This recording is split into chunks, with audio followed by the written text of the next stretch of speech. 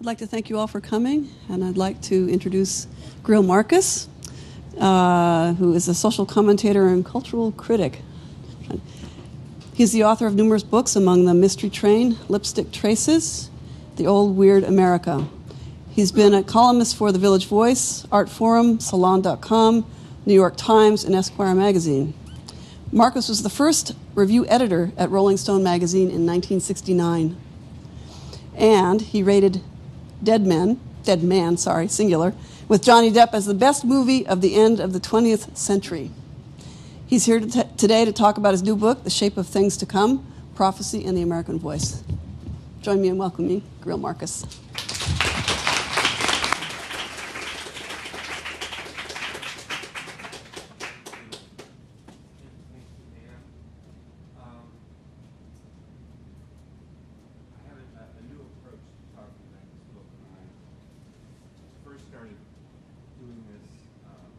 Year when it came out in hardback, I spent a lot of time trying to explain the idea behind the book and the arc of the philosophical arc that brought all different elements together and ended up with a stunning conclusion.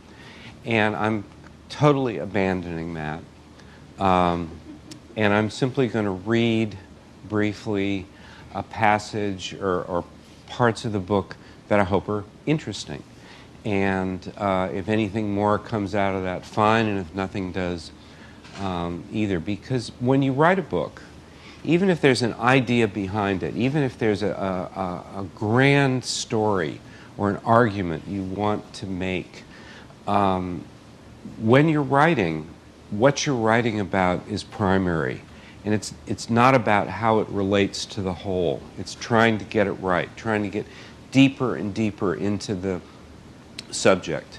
So if, for example, I've got a chapter in this book about 4 novels by Philip Roth that seemed to me to say something completely fundamental about American identity and to enact a great struggle to come to terms with American identity as a blessing and a curse, all that's fine, but when I'm trying to get at a certain moment in one of those novels where you just have never felt such pain, such terror, all that matters is getting that right, and the rest of it all falls away.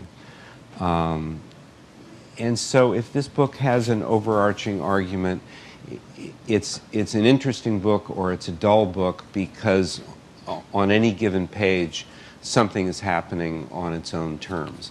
So I'm going to read you a bit from a chapter called Bill Pullman's Face. It's about the movie actor Bill Pullman, and mostly in the David Lynch movie Lost Highway, which was made in 1997. It's called American Berserk, Bill Pullman's Face. And that phrase comes from Philip Roth's novel, American Pastoral, which was published the same year that Lost Highway was made in 1997. And it's the story about a man called the Swede. And he's a guy who graduates from a mostly Jewish public high school in New Jersey in the 30s. And he is tall, he's blonde, he has blue eyes. He's Jewish, but he looks like a Swede. And he is the greatest athlete in the history of the school. He is the nicest person ever to graduate from this school. As he goes on through life, he attracts success and respect and not envy, like a blanket attracts lint. It just comes to him. And he dedicates himself, and he lives out the American pastoral, the life in the sylvan glade, where everything is in balance. And yet he is going to be introduced, because of his daughter, into the other side of American life, American berserk, where no rules hold, where no expectations are ever satisfied, where no day is anything like the one before it, where the pit opens up. So out of that chapter comes Bill Pullman in Lost Highway. In Lost Highway, he plays a jazz musician named Fred Madison, who's tortured by fantasies that his wife is sleeping with other men. And out of that paranoia comes an extraordinary drama. And the movie opens with him sitting in a chair in his house, and everything about the shot is red. There's a red filter over it. It's almost as if blood is drenching the whole scene. And he's just sitting in the chair. And he hasn't shaved for a couple of days, and his eyes are red, and his skin is red, and his hair almost looks red, and he's just trying to think. And you know how it is sometimes, whether it's early in the morning, whether it's late at night, the middle of the night, and there's something you absolutely have to concentrate on, and you can't hold that, you can't even hold the number 2 in your mind. It just dissolves. That's how that movie opens.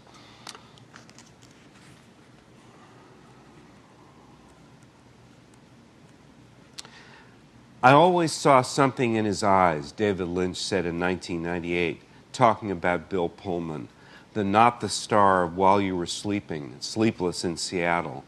He's always playing these mild-mannered guy-next-door characters who most of the time don't get the girl. But I saw the possibility for rage, for insanity, for a leading man, his eyes, his eyes. There was a lot more going on there than he was ever asked to play. Sometimes you can see the country you're living in by the face you're looking at.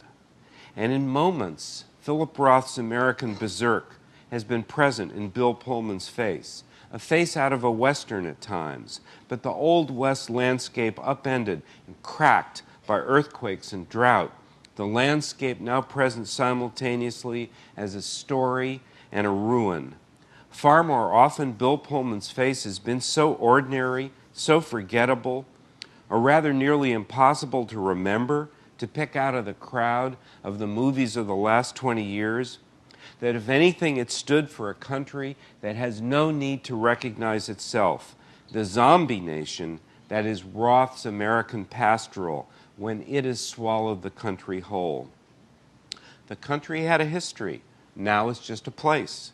Have a nice day is the limit of its conscious struggle, which is not nothing. So the citizens shoulder on, their weapons and eagerness to please, and a submerged resentment of the apparent fact that the country doesn't give back what its history has promised. So ordinariness rules, and an actor who can catch it gets work. You can see that ordinariness as a stage on which a certain drama can be played out. If the drama, hidden in the face, can change the stage or burn it down. This couldn't happen if the face came weighted with portent and significance, or even the cliches that come with fame. Jack Nicholson's raised eyebrow, a sign of someone who's always in on the joke. This isn't a matter of playing against type. It's a matter of playing an unknown against nothing.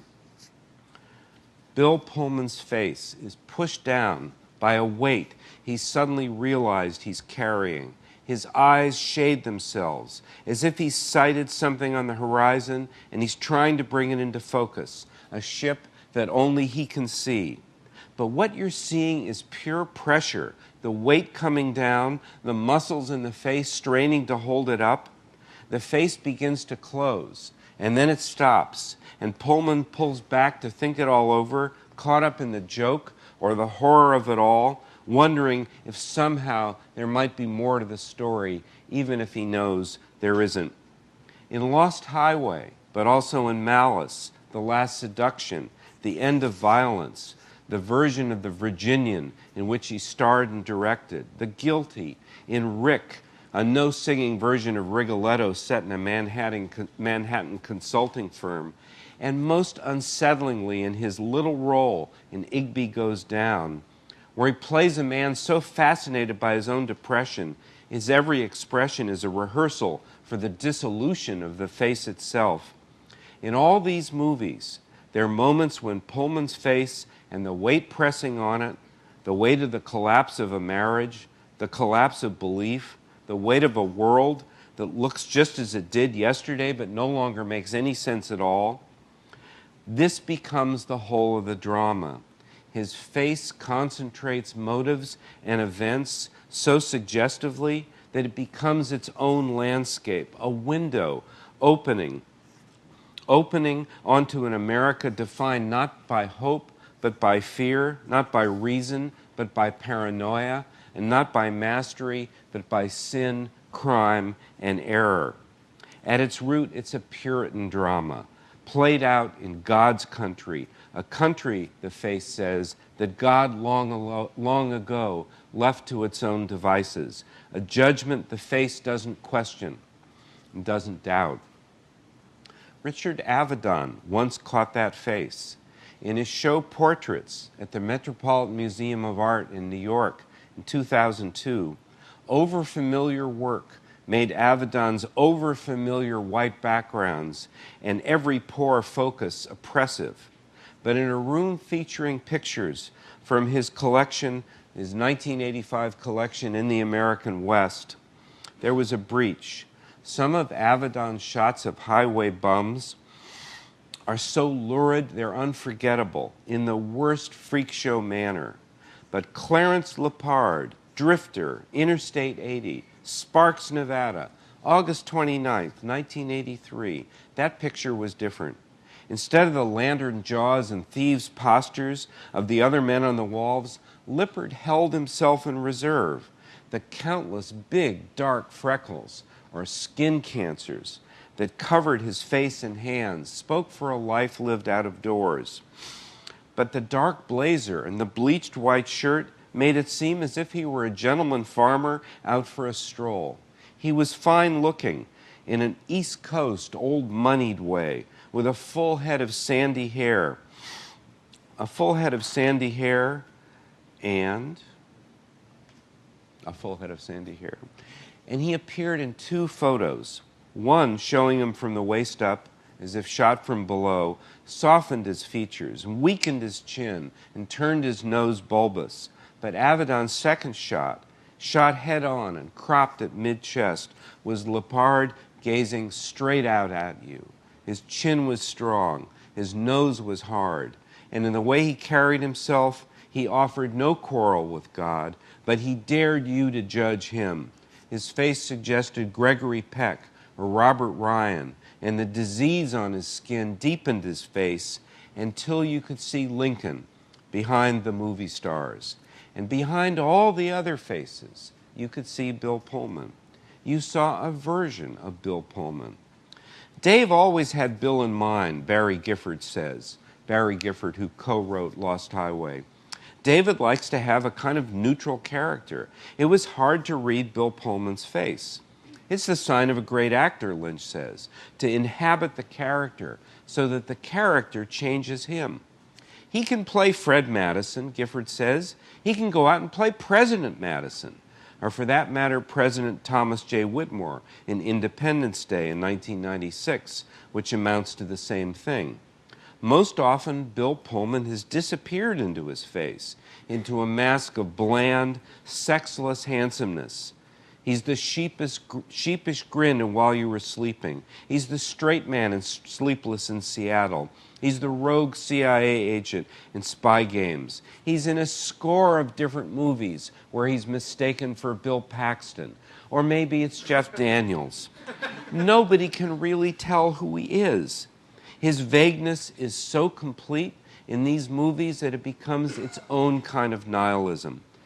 Pullman's earnest, bumbling, nice guy circling Sandra Bullock and While You Were Sleeping is only a few steps removed, though, from his role as the humiliated doctor in The Last Seduction, the chump who peddles scripts and runs drug deals to keep his wife happy, who wanders their apartment looking in mirrors, marveling at her nerve after she takes off with the $700,000 he's gotten from selling pharmaceutical cocaine.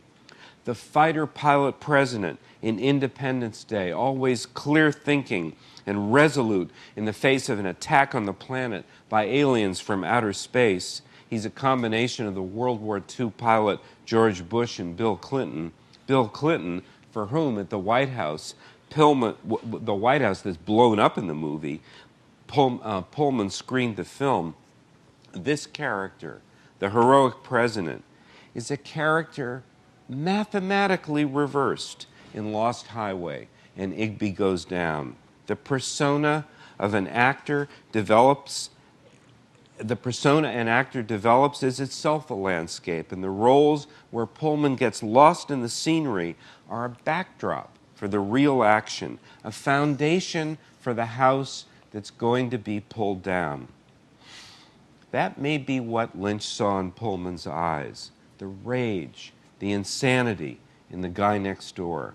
Next door may be where Pullman usually finds himself, but there was another country to be discovered, to be felt out in the course of a role, a nation sick of its burden of better, purer, truer, but lacking any other bluff to run, even on itself. Pullman calls that bluff on his everyman, in Malice, in The Last Seduction, The End of Violence, the guilty Rick Igby Goes Down, Lost Highway, playing a college dean, a physician, a Hollywood producer, a lawyer, a businessman in his 50s whose only job is to flatter his 30-year-old boss, a middle-aged man institutionalized after a breakdown.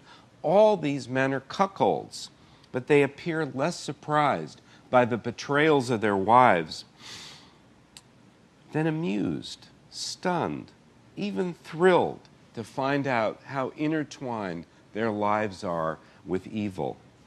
With his cards face up and worthless, in each role, Pullman traces the footsteps of a previous character, and the effect is a feeling of suspension, as Pullman, his face seems to contemplate itself more than the world or his enemies, as he tries to read his own mind, and a thin, curling smile pulls against the twitch of murder or suicide in his eyes. There's the feeling of a will toward a finale as the character tries to reach its fate. It's there in The Guilty when Pullman's attorney, Callum Crane, having parlayed the cover-up of the murder of a woman he raped into a federal judgeship, makes his smugness inseparable for his self-loathing. His self-contempt is nothing against his contempt for a world so corrupt it could grease the rails for a man like him. It's there in Rick where Pullman humiliates himself in front of his boss, and then with the two of them in a bar, humiliates a waitress. He sneers at her. "Fuck you," she says. "Fuck you," he says. And as the scene breaks, you can see Pullman bring all the roles of his past to bear on this one. All the anger, fear, mastery, even defeat in his college dean, his movie producer, his doctor, his jazz musician is emptied out. And what's left is someone without will or desire. Someone who will do exactly what he's told, if only he can maintain a presentation of power. And the double behind the eyes of the guy next door is no longer a killer, but a zombie. And what's left is the embodiment of what D.H. Lawrence, coming off the Moby Dick chapter in his book Studies in Classic American Literature, called post-mortem effects. When the Pequod went down, she left many a rank and dirty steamboat still fussing in the seas, and the Pequod sinks with all her souls, but their bodies rise again to man innumerable tramp steamers and ocean-crossing liners. And what we mean, Lawrence said, is that people may go on, keep on, and rush on without souls. The drama of the character feeling for its last role is there most finally in Igby Goes Down, where in scenes scattered through the film, Pullman takes his character from the office to the asylum. His Jason Slocum is the Swede without any measure of self-control. He just did everything that was expected of him, and in his 40s he flipped out.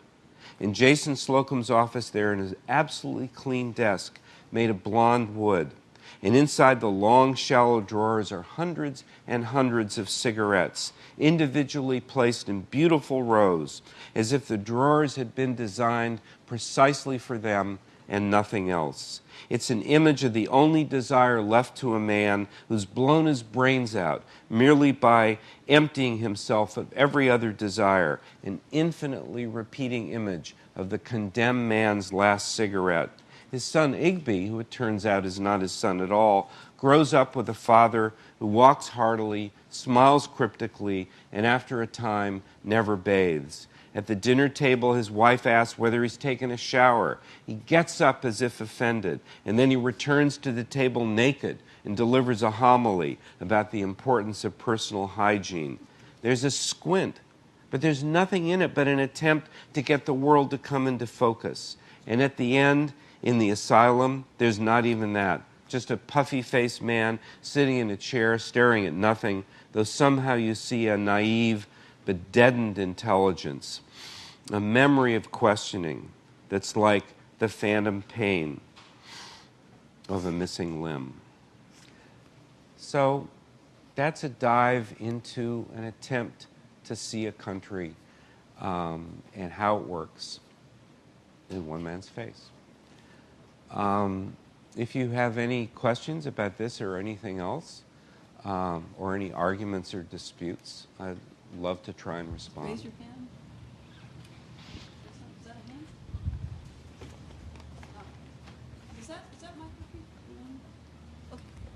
Can you talk a little bit about how the work of Sack Van Berkovich has influenced you?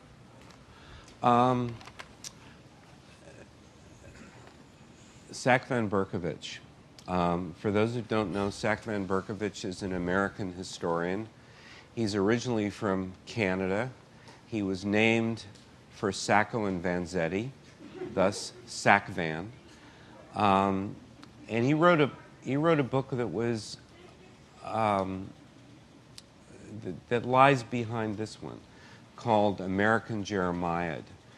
And I think the thing that I found most striking about that book, it's about the idea that all through American history, figures appear to condemn the country for violating its own premises, for betraying its own promises. That figures who, like Jeremiah in the Old Testament, come before the children of Israel and say, you made a covenant with God, but you have violated this covenant, and God is going to rain ruin upon you unless you turn around and keep these promises. And he is saying this is at the root of American identity. And my book, which is called The Shape of Things to Come, Prophecy in the American Voice, follows a really similar argument. But what was so powerful to me in Sack Van Berkovich's book is his notion that this idea of a country based on a covenant, as I see it, the country is based on a covenant that it makes its people make with themselves. With the Declaration of Independence and the Constitution, America creates itself as a country that makes a covenant with its own citizens and with its future. That it's based on promises of liberty, equality, and justice for all people. And the whole history of the country is going to be the struggle to keep those promises and the struggle against their betrayal. And their betrayal is inevitable because the promises are so grand and vast. To an American, this can seem to make perfect sense. Well, why else found a country without an ambition that grand? And Sack Van Berkovich writes in American Jeremiad how weird this is, how strange and impossible and unlikely and destructive. He says, we don't do things like this in Canada. We just go about our business. And so there's a couple of pages where he just goes through one person after another and says, can you believe this? People are really saying these things? And I liked the idea. It was very helpful to me to have somebody dramatize America as strange, foreign, and unlikely, so that you stop taking things for granted and begin to ask why they're really here. Yeah. I kind of take the sort of biblical prophets as feeling like there's some identity left that's worth, complaining about, just in the same way that early 19th century Americans thought there was some identity that's still worth complaining about. But if I've read American Pastoral, and it's almost as if he's saying that that identity is completely dead, that there is no identity left at all. What do you think? Well, I think that that's where American Pastoral leaves you. But I think that in the books that follow, in I Married a Communist, and The Human Stain, and The Plot Against America, the question is never settled. It's not remotely settled. You get to the very edge of the void, and you stare into it. And maybe you turn around and walk away. Maybe you back off and take a running leap over it. Maybe you get past it if you're Matt Damon in one of the Bourne movies, and maybe you don't. But the question of what American identity is, given that this is a made-up country, this is a construct, this is a fairy tale that we're all condemned to live in, American identity is never going to be fixed. It's never going to be settled what it is.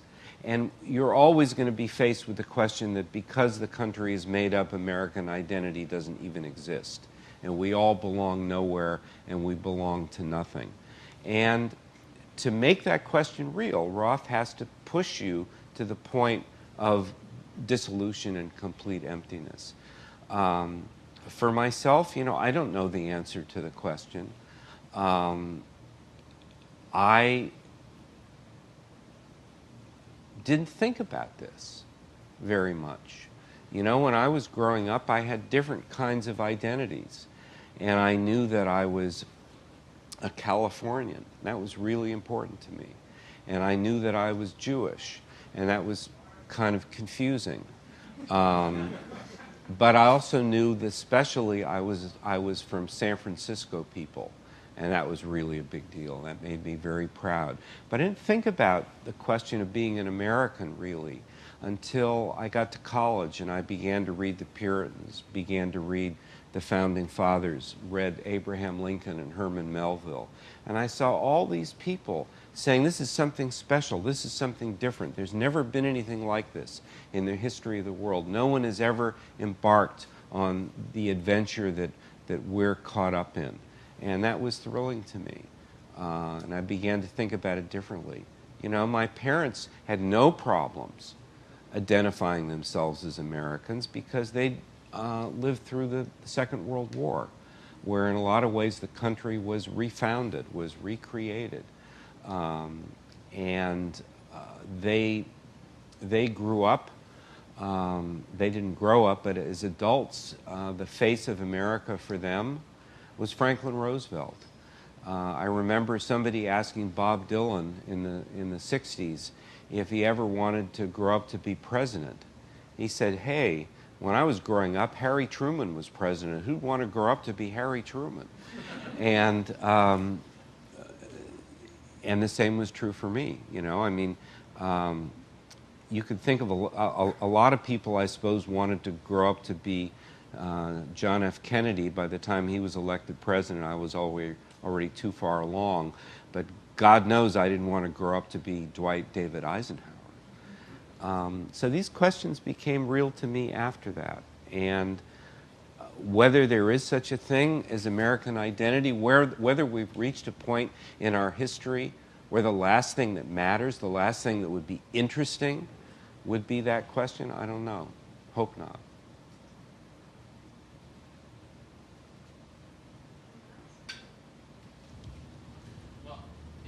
Oh, good. Yeah. in that case, following on to what you've said, it's almost like you seem to be saying, and I think maybe Philip Roth was saying that kind of the American dream is built within the construct. In other words, we all get together and sort of say, we're all going to agree that this is the dream, to have this great country and everything like that. And it's almost, are you saying that we're kind of like suddenly waking up and realizing we're in Second Life and it's all make-believe? Yeah. That regardless of how we see the country, and particularly if we see it as a place of boundless opportunity, of beauty and openness, where anyone, just as the country was made up, anyone can make himself or herself up, can escape the expectations of their past, of their parents, of the people around them, become someone that no one could have ever expected them to become. And that not only is this your freedom in America, this is your obligation in a lot of ways. That just as the Founding Fathers created the country, we as citizens have the obligation to create ourselves and never live within the bounds of expectations. You have this field of opportunity, but opportunity defined in the most philosophically profound manner ever imagined. And in his books, he shows how that sense of America can vanish in an instant, can be turned into its opposite in an instant. Where, yes, it's as if you're waking from, the American dream is a dream, and you wake up from it, and you're in another world entirely. And this, this drama is played out in American Pastoral. It's played out in I Married a Communist, in The Human Stain, where people are moving forward and then the ground is pulled out from beneath their feet and everything they believed is reversed. This happens in those books in terms of character, in terms of person. Yes, they're books based in American Pastoral in the upheavals of the 1960s. I Married a Communist in the McCarthyism of the 1950s. The Human Stain in the late 1990s. And it is a parable, really, of Bill Clinton's impeachment taking place in a small college in Massachusetts. All this plays out, though, in terms of this person and that person. You become involved with these people, and you care about the people. You don't necessarily have to think about the national drama they're acting out. In The Plot Against America, this all becomes more programmatic, and it's like a thriller instead of a Jane Austen novel. And in some ways, it's much more effective because it's a thriller. What happens? What happens? Charles Lindbergh, the anti-Semite, the Nazi sympathizer, runs for president in 1940 and defeats FDR. He becomes president. He makes an entente with Nazi Germany and with Japan. There is no Second World War that the United States is in. The United States is tacitly supporting Germany as it conquers all of Europe and moves into Russia. And the government of Charles Lindbergh becomes something very close to a dictatorship. The Constitution begins to fade away. Jewish people are marginalized. Their families are broken up. Their neighborhoods are broken up. And it's a prelude to the suppression and ultimately the extermination of all minority populations in the country. And this is all played out within Philip Roth's family. When he was writing that book, I met him and I asked him, is this going to be a Roth book, which is what he's always called books where there are characters named after himself or members of his family, even if they're not nonfiction at all. He said, oh, this is a Roth book. And I said, well, who are you in it? He said, well, I'm me. And I said, well, how did you respond when Charles Lindbergh was president? And he said, I haven't figured that out yet. And so it works it works wonderfully. You have a tiny little family that is under attack by the United States government. And his test is very simple. Can he make you believe, not that Charles Lindbergh gets elected president in 1940, can he make you believe the country that you would then be living in? Can he put you in it? And he can do it. He can do it. Imagine that you're 12 years old and you go to school on Tuesday, just like you did on Monday. And you get to the school and you're told that you're no longer enrolled there and you cannot attend this school anymore. And you say, why? And you say, well, it's because you're black, or it's because you're Jewish, or it's because you're female, or it's because the government has determined that your family has only been in this country for 2 generations, or whatever reason it might be.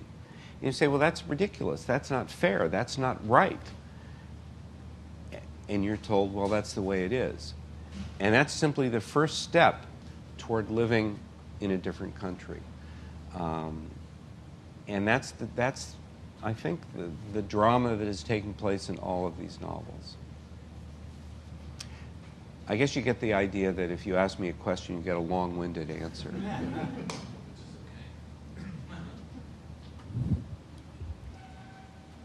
There might be simple questions that I could just say yes or no to. Any more? Yep. So I was wondering what you're working on now. What I'm working on now, with absolute desperation is a class that I'm going to start teaching on September 4th. And I am trying to, create a syllabus and a reading list and lectures that I might actually give at the New School in New York. It's a class called The Old Weird America, named after one of my books.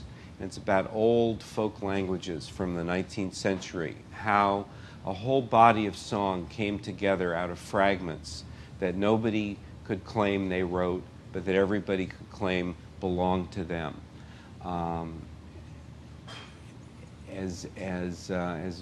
And it focuses on Bob Dylan, who once said that when he discovered folk music when he was a teenager, he realized there was a whole country of songs, a country that existed in songs that belonged to nobody, belonged to everybody.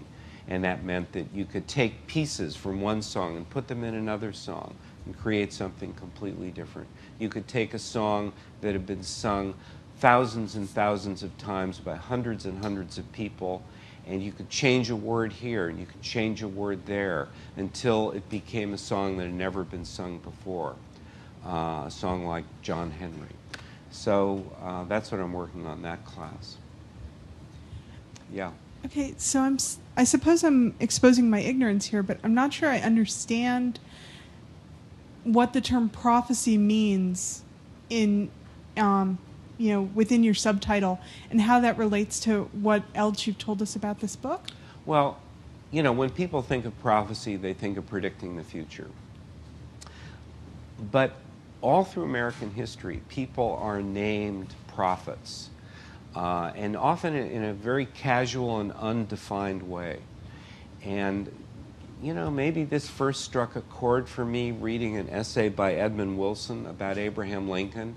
And at the very end of this essay, where he's trying to get at the absolute heart of Lincoln's character, he says, this prophet finally showed his good faith with all the people he had sent to their deaths in the Civil War by laying down his body with theirs. Very gorgeous, eloquent language. God knows if it means anything.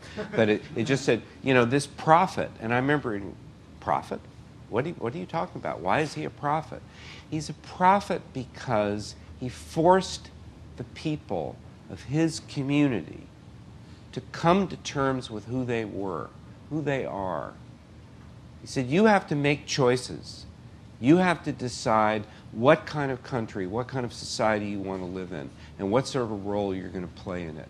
And by acting out the most extreme possibilities of American life, he created a whole idea of what the country could be in terms of decency, in terms of murder, in terms of suffering, in terms of eloquence and understanding. So that's one aspect of a prophet. Whether it's Martin Luther King, whether it's David Lynch, whether it's Bill Pullman, whether it's Cheryl Lee in Fire Walks with Me. It's someone who forces you to confront both yourself and your country. But in another sense, as the person who asked the first question was maybe leading up to, a prophet is like an Old Testament prophet. Someone who comes before the community and says, you made a covenant, and your whole identity, your whole reason for being on this earth is in that covenant, and you've violated it. You've ignored it. You've turned your back on it. You've shown contempt for it. And because you have violated this covenant, everything you love will fall to ruin. You will be punished. And that voice, that message, is found all through American history and all through American art. In the 19th century, time after time, people stood up and said exactly that. And nobody said it more eloquently than Lincoln in his second inaugural address in 1865. This is that shocking moment when he says that the Civil War is God's punishment on America for violating its own promises to itself. He says slavery is a sin that is a contradiction in this nation that can only be paid back in blood. He's saying exactly what John Brown had said just before he was executed in 1859, when he said, the sins of this guilty land can only be cleansed away with blood. And 6 years later, Lincoln is saying the same thing. And then he says something that John Brown didn't say. He says, if every drop of blood taken by the lash has to be repaid by a drop of blood taken by the sword of battle, then so be it. The Civil War will have to continue until blood washes blood, until that balance is made. Now, this is a biblical prophet. This is somebody saying, you have committed a betrayal, you committed a crime. How are you going to pay for this crime? The world will never be put right again. This is part of common coin in American political language through most of the 19th century. And through most of the 20th century, it disappears.